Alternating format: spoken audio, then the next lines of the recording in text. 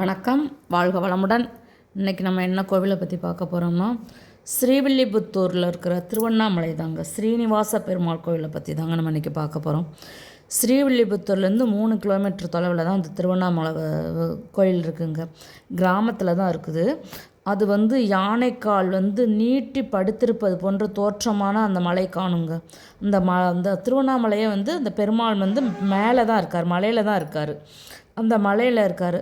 அது அந்த மலை அந்த மலை எப்படி இருக்குன்னா, யானைக்கால் நீட்டி படுத்திருக்கிறது போல் இருக்குங்க. இந்த சீனிவாச பெருமாள் கோவில் இந்த கோவிலில் உள்ளூர் மக்களாலும் அருகில் உள்ள மக்களாலும் கோயிலை திருவண்ணாமலை சொல்லி அந்த கோயில் திருவண்ணாமலைன்னு அழைக்கப்பட்டுருச்சு. அதான் அழைச்சிட்டாங்க. இந்த மலையில் 350 படிக்கட்டுகள் அமைந்திருக்குங்க. 350 படிக்கட்டுகள் அமைந்திருக்கும்.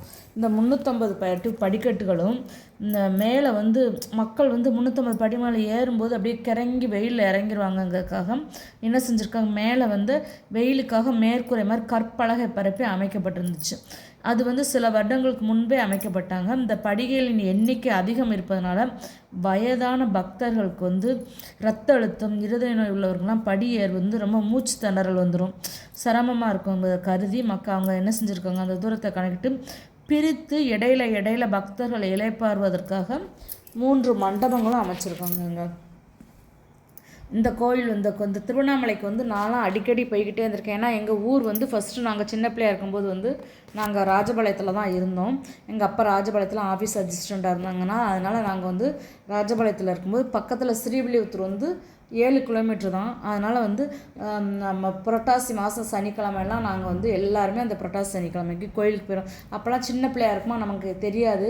எங்கள் அம்மாலாம் சொல்லுவாங்க, இப்போ படியில் ஏறும்போது கோவிந்தா கோவிந்தா கோவிந்தான்னு சொல்லிக்கிட்டு ஏறிடலாம் அப்படிம்பாங்க. அதனால் சின்ன பிள்ளையில நாங்கள் கோவிந்தா கோவிந்தா கோவிந்தான்னு சொல்லிட்டு அது ஒரு ஜாலியாக இருந்துச்சு.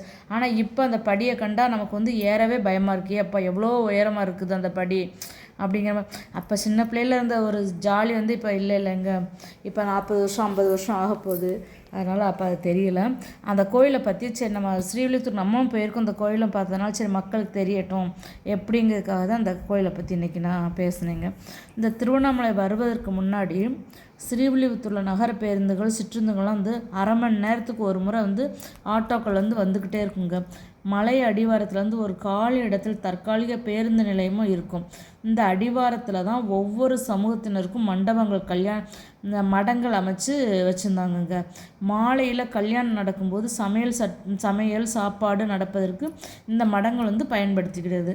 அதனால் பூ பழங்கள் துளசி மாலைகள்லாம் அந்த நம்ம கோயில் இருக்க அடிவாரத்துலேயே எல்லா மக்களும் விற்பாங்கங்க.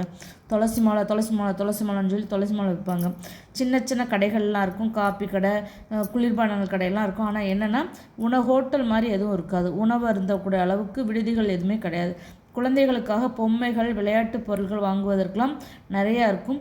புரட்டாசி சனிக்கிழமை மட்டும் தற்காலிக கடைகள் போட்டு, ஏன்னா அப்போ கூட்டம் ஜாஸ்தியாக இருக்கும் பார்த்திங்களா, அதனால் கடைகள் போட்டு அங்கே ஸ்ரீவில்லிபுத்தூர்லேருந்து வர்றவங்களுக்கு எல்லாத்துக்குமே இந்த கோவிலுக்கு வர்றவங்களுக்கு எல்லாத்துக்கும் துளசி மாலை பூ பொம்மை எல்லாமே அந்த கடைகள் சின்ன சின்ன குழந்தைகளை கூட்டு வரதுனால அதெல்லாம் வச்சுருப்பாங்க. ரெண்டாவது என்னென்னா, இது பக்தர்கள் ஸ்ரீவில்லிபுத்தூரில் தண்ணீர் சிற்றுண்டிகள் தேவைப்பட்டால் உணவெல்லாம் வேணுங்கிறதுக்காக அந்த அடிவாரத்திலே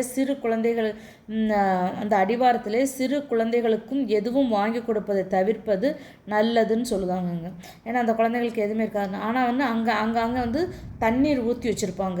ஏன்னா இலைப்பாரி இருக்கிறது பார்த்திங்களா, அதனால் தண்ணீர் குழந்தைகளுக்கு யார் வந்தாலும் குடிக்கிறதுக்கு தண்ணீர் ஊற்றி வச்சுருப்பாங்கங்க.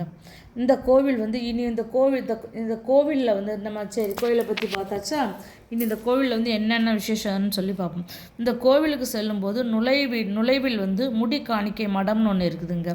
இதை சுற்றி உள்ள கிராமங்களுக்கு திருவண்ணாமலை பெருமாள் தன் குலதெய்வமாகவே நிறைய எடுத்து அவங்களுக்கு மொட்டை போடுவது, காது குத்துவது போன்ற நிகழ்ச்சிகள்லாம் இங்கே நடக்குங்க. செல்லும் பாதையிலே கற்பனசாமி இருக்காங்க. இவங்கள தான் அந்த கோவிலுக்கு காவல் தெய்வமாக வச்சுருப்பாங்கங்க. அந்த அடிவாரத்தில் பெரிய ஆலமரத்தின் அடியில் விநாயகரும் பிரதிஷ்டம் செய்து வச்சுருக்காங்கங்க. அதை தவிர நேர்த்தி கடனுக்காக நூற்றுக்கணக்கில் மக்கள் வந்து நூற்றுக்கணக்கான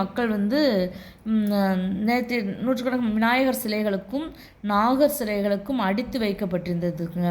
நூற்றுக்கணக்கான மக்கள் வந்து இந்த இதை அடித்து வச்சுருக்காங்க. அருகில் வந்து ஆதி விநாயகர் கோவில் ஒன்று இருக்கிறது. இவரது உயரம் வந்து 12 அடி, அகலம் 8 அடி, நல்ல உயரம். ஆஜானு பாவானமாக கம்பீரமாக தோற்றமாக இருப்பாருங்க. சுமார் 47 வருடங்களுக்கு முன்பு ஒரு பக்தர், இந்த கதை வந்து அடுத்தாப்புல இப்போ தான் வருதுங்க.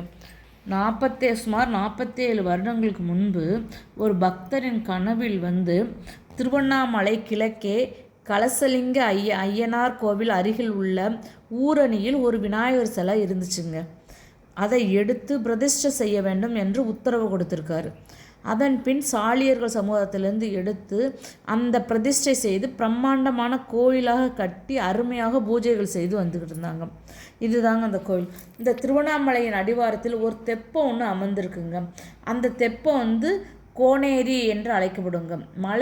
மலை அடிவாரத்திலிருந்து தண்ணீர் வந்தால் நிறையும் ஏற்பாடு, அதாவது நிறைய தண்ணி வந்தால் நிறைஞ்சி ஏற்பாடு செய்யப்பட்டிருக்கிறதா. அதனால் அந்த கோவிலுக்கு பூஜைக்கு இங்கே நடக்கும் கல்யாணங்களுக்கும் சமையலுக்கு அந்த குடிநீர் தேவைக்கேற்ப இங்கேருந்து தான் தண்ணீர் எடுத்து பயன்படுத்துவாங்கங்க. மலை நுழைவாயில் பெரிய மண்டபம் ஒன்று இருக்குதுங்க.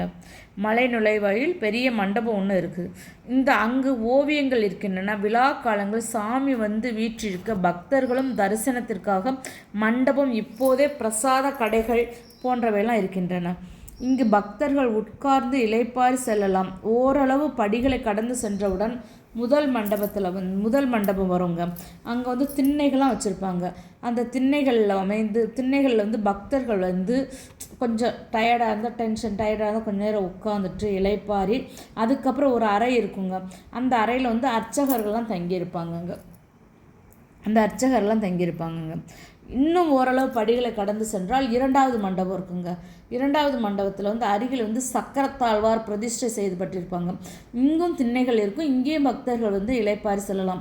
நம் முன்னோர்களின் முன் ஏற்பாடு யோசனையை மனிதநேயம் ஆச்சரியக்கப்பட்டிருக்கு. அதாவது மக்கள் வந்து டயர்டாக வரக்கூடாதுங்கிறதுக்காக அவ்வளோ தூரத்தில் மொத்தமாக ஏறியும் வரக்கூடாதுங்கிறதுக்காக அவங்களோட நிலைமையை அறிஞ்சு கரெக்டாக ஒவ்வொரு இடத்துலையும் மண்டபம் கட்டி கொஞ்சம் இளைப்பாரி வர்றதுக்காக அந்த திருவண்ணாமலை கோயில் வச்சுருக்காங்க. இன்னும் ஓரளவு படியில் கிடந்தால் 3வது மண்டபம் இருக்குங்க. சற்று பெரியதாகவே இருக்கும். நிறைய சிலைகளுடன் நிறைய ஓவியங்களுடன் இருக்கும். இங்கு செல்வதற்கு வசதியாக நிறைய இடம் இருக்குங்க. இங்கு வந்து குளிர்பான கடைகளும் பிரசாத கடைகளுமே இங்கே இருக்குங்க. இப்போது திருவண்ணாமலை உயரே நம்ம மேலே வந்துட்டோங்க. பிரகாரம் சுற்றி வரும் சுவர் முழுக்க அழகுதாங்க. சித்திரங்கள், தேவஸ்தான அனுமதியுடன் அனைத்து புகைப்படங்களும் இங்கே இருக்குங்க. இந்த புகைப்படம் வந்து பிரகாரத்தின் வடமேற்கு மூலையில் பெருமாளுக்கு நேர்த்திக்கடனுக்காக செய்து போட்ட பாதுகைகள்னால் செருப்புகள் நிறைய கிடக்கும். அதை எடுத்து பக்தர்கள் மார்பிலும் தோளிலும் அடித்து கொள்வார்கள். அது ஒரு நம்பிக்கைன்னு சொல்லுவாங்க. ஆமாங்க, அது வந்து நானாக சின்ன பிள்ளையில் போய் அடிச்சிருக்கேன். அந்த பெருமாள் பாதம்னு சொல்லுவாங்க. ஒரு கட்டமாக இருக்குது. அதை எடுத்து தலையில் மேலே அப்படி எல்லா பக்கமும் அப்படி வைப்பாங்க. சீனிவாச பெருமாள் சன்னதிக்கு வருகிறோம். கருடாழ்வார் முன்பு பெருமாள் நின்ற கோலம் கிழக்கு பார்த்து கோலம் 4 உயரமாக ஆஜானுபாவனமாக தோற்றம் காண்பாங்க. காண கண்கோடி வேணுங்க. நமக்கு ஆரத்தி எடுக்கும்போது பார்த்தா பெருமாள் நம்மை பார்த்து புன்னகை சிரிப்பது போலயே இருக்குங்க. நேரில் அனுபவித்தவங்களுக்கு தான் அதோட இது தெரியும். நான் நிறைய தடவை போயிருக்கேன். இப்போ கிட்டத்தட்ட போகவே இல்லைங்க. இங்கே நான் திருநெல்வேலிக்கு வந்ததுக்கப்புறம் அங்கிட்டு போகவே இல்லை. திருப்பதி பெருமாளை விட மிக உயரம் இது கம்பீரமும் கூடங்க. திருப்பதி பெருமாளை விட உயரம் மிக அதிகம், மிகவும் கம்பீரம். சன்னதிக்கு வெளியே மலையின் ஒரு பகுதியில் பெருமாள் பாதம் அமைக்கப்பட்டிருக்கிறது. இங்கு வந்து அவசியம் தரிசனம் செஞ்சுட்டு தாங்க போகணும். அங்கு நின்று பார்த்தால் மேற்கு தொடர்ச்சி மலையின் எழில்மிகு கம்பீர தோற்றம் இருக்குங்க. இங்கே அதாவது திருப்பதியில் வேண்டிட்டு இங்கே வந்து நம்ம எது வேணாலும் செஞ்சுக்கலான்னு சொல்லுவாங்கங்க. திருப்பதிக்கு நிகர் தான் இது. அதனால தான் இதை வந்து திருவண்ணாமலையை தென் திருப்பதின்னு சொல்லுவாங்க. முன்பு மலைக்கு பின்புறம் ஓடையில் மணல் நிறைய இருக்குங்க. மணலில் நடந்து செல்வது தனி அனுபவம். இப்போது மணலெல்லாம் எடுத்ததுனால மேடாக்கி விட்டாங்க. 2 சக்கர வாகனங்கள் மட்டும்தான் பாதை இருக்குங்க. உட்பக்கங்களில் மண் தோண்டி ஆழப்படுத்தி விட்டதுனால செழுமையெல்லாம் போயிடுச்சு. பார்க்க அழகாக இருக்கும். அதெல்லாம் ஒன்றுமே இப்போ இல்லை. திருப்பதிக்கு நேர்த்தி அதான் போட்டிருக்கு பார்த்தீங்களா, திருப்பதிக்கு நேர்ந்து செல்ல முடியாதவர்கள், காணிக்கையை அங்கு சென்று செலுத்த முடியாதவர்கள் இங்கு வந்து செலுத்தலான்னு சொல்லுவாங்க. இது ஒரு நம்பிக்கைன்னு சொல்லுவாங்க. இங்கே புரட்டாசி சனிக்கிழமை நல்ல பயங்கர கூட்டம் இருக்குங்க. அப்படியே நின்று மூச்சு முட்டுற அளவுக்கு அவ்வளோ கூட்டம் இருக்கும் அந்த கோயிலில். புரட்டாசி சனினாலே எல்லோரும் நான் ஸ்ரீவில்லிபுத்தூருக்கு போகிறேன், திருவண்ணாமலைக்கு போகிறேன் அப்படின்னு சொல்லுவாங்க. நல்ல கூட்டம். மற்ற மாதாந்திர சனிக்கிழமையிலும் நல்ல கூட்டம் தாங்க இருக்கும். எல்லா சனிக்கிழமைகளும் வரும் பக்தர்கள் இருக்கிறார்கள். சனிக்கிழமைகள் காலை 5 மணிக்கு சன்னதி திறந்து விடுவார்கள்.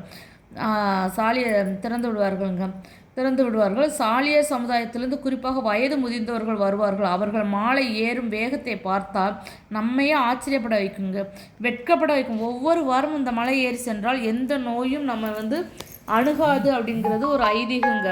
குழந்தை பேர் இல்லாதவர்கள் வந்து ஒவ்வொரு சனிக்கிழமையும் இங்கே தொடர்ந்து வந்தால் குழந்தை பேர் கிடைக்கும் என்பது அசைக்க முடியாத நம்பிக்கைன்னு சொல்கிறாங்கங்க. இந்த பெருமாளை தரிசனம் செய்துவிட்டால் கீழே இறங்கி வரும்போது சற்று படியை இறங்கியவுடன் வலதுபுறத்தில் உட்புறத்தில் அலர்மேல் மங்கை சன்னதி வடிவ கோவில் ஒன்று இருக்குங்க. அதற்கு கௌரவ நாயுடு வகையினார் தொண்டு புரிகின்றார்கள்ங்க. தரிசனம் செய்பவர்களுக்கு ஒற்றை நாமம் அனுபவித்து விடுவார்கள். நாம் திருவண்ணாமலை சென்றுவதற்கு அடையாளமே இந்த நாமம் போடுறதாங்க. இங்கும் பொங்கல் வைப்பதற்கெல்லாம் நல்ல வசதியாக தாங்க இடம் இருக்கும்.